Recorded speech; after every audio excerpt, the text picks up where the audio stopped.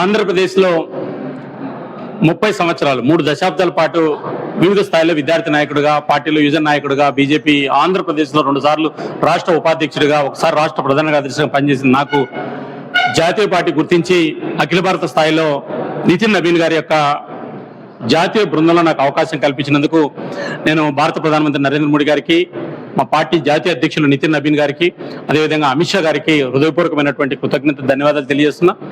రెండోది, 46 సంవత్సరాల వయసు ఉన్నటువంటి భారతీయ జనతా పార్టీకి 46 సంవత్సరాల వయసు ఉన్నటువంటి ఒక వ్యక్తి జాతీయ అధ్యక్షుడిగా నితిన్ నబీన్ గారు 4 సార్లు ఎమ్మెల్యేగా గెలిచినటువంటిది కానీ, లేదా బీహార్లో కూటమి ప్రభుత్వంలో పార్టీని ఏ రకంగా అభివృద్ధి చేయాలన్నటువంటి ఒక ఆలోచన కానీ వారు ఈరోజు మా రాష్ట్ర పదాధికారుల సమావేశంలో కానీ కార్యవర్గంలో కానీ ఒక రోడ్ మ్యాప్ను ముందుంచడం జరిగింది. కాబట్టి ఆంధ్రప్రదేశ్లో వీరి పర్యటన ఖచ్చితంగా ఒక శుభసూచకం. ఇది జాతీయ అధ్యక్షుడు అయిన తర్వాత 3 రోజుల పాటు ఒక రాష్ట్రంలో పర్యటిస్తున్నది ఆంధ్రప్రదేశ్లో మాత్రమే. కాబట్టి నితిన్ నబీన్ గారి యొక్క సూచనలు, సలహాలు, వారి పర్యటన ఆంధ్రప్రదేశ్లో బీజేపీ బలపడడానికి ఉపయోగపడుతుంది. కూటమి ప్రభుత్వం ఈరోజు తెలుగుదేశం, బీజేపీ, జనసేన, ఎన్డీఏ కూటమి ప్రభుత్వం ఆంధ్రప్రదేశ్లో పెద్ద ఎత్తున డబుల్ ఇంజిన్ సర్కారు నిధులు తీసుకొస్తుంది, అభివృద్ధి చేస్తుంది, దాన్ని క్షేత్రస్థాయిలోకి తీసుకెళ్లాలని చెప్పి వారు సూచన చేయడం జరిగింది. కాబట్టి రానున్న రోజుల్లో ఆంధ్రప్రదేశ్లో మాధవ్ గారి నేతృత్వంలో భారతీయ జనతా పార్టీ ఖచ్చితంగా ముందుకెళ్తుంది. అన్ని విభాగాలు ఆంధ్రప్రదేశ్లో యువజన విభాగం కావచ్చు, లేదా కిసాన్ మోర్చా కావచ్చు, లేకపోతే ఓబీసీ మోర్చా కావచ్చు, మహిళా మోర్చా కావచ్చు, పెద్ద ఎత్తున కార్యక్రమాలు వినూత్నంగా తీసుకెళ్తున్నారు.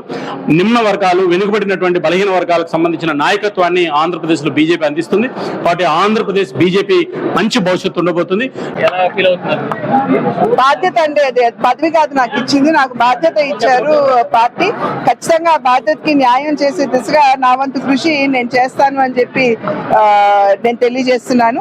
అయితే నా మీద నమ్మకం పెట్టినందుకు అటు మా జాతీయ అధ్యక్షుడు అయినటువంటి నితిన్ నవీన్ గారికి, అదే విధంగా మరి మోడీ గారికి కూడా నేను ధన్యవాదాలు తెలియజేస్తున్నాను.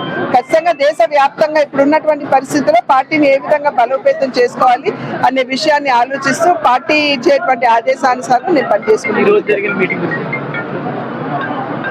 ఇవాళ మీటింగ్ దగ్గర 1500 మంది కార్యకర్తలు వాళ్ళ మీటింగ్ వచ్చారండి. 1500 మంది కార్యకర్తలు వచ్చారు అని అంటే కేవలం కార్యకర్తలు వచ్చి అక్కడ కూర్చోవటం కాదు, ఉన్నటువంటి 964 మండలాలకు గాను ప్రతి మండలానికి సంబంధించినటువంటి మండలాధ్యక్షుడు రావడం జరిగింది. మండలాధ్యక్షుడితో పాటు జిల్లా ఇన్ఛార్జ్, జిల్లా అధ్యక్షుడు, జిల్లా ఇన్ఛార్జ్ కూడా రావడం జరిగింది.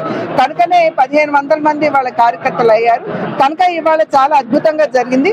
పొద్దున మా జాతీయ అధ్యక్షులు అయినటువంటి నితిన్ నవీన్ గారు అసలు పార్టీని ఏ విధంగా బలోపేతం చేసుకోవాలి, మారుతున్నటువంటి పరిణామాలు ఏంటి, మన మీద ఏ రకమైనటువంటి విద్వేషాన్ని, విషాన్ని చిమ్ముతున్నారో మరి వారు వివరంగా చెప్పడం జరిగింది. అటువంటి పరిస్థితుల్లో మనం ఏ విధంగా పనిచేసుకుంటూ ముందుకు వెళ్లాలో వారు మాకు మార్గనిర్దేశకత్వం చేశారు. అదేవిధంగా ఇప్పుడు సాయంత్రం సంతోష్ జీ గారు మాకు సమారోప సమావేశంలో వారు అసలు భారతీయ జనతా పార్టీ కార్యకర్త అంటే ఎలాగుండాలి, వారు ఏమన్నా చిన్న భేదభావాలు, భేదాభిప్రాయాలు, అదేవిధంగా ఏమన్నా చిన్న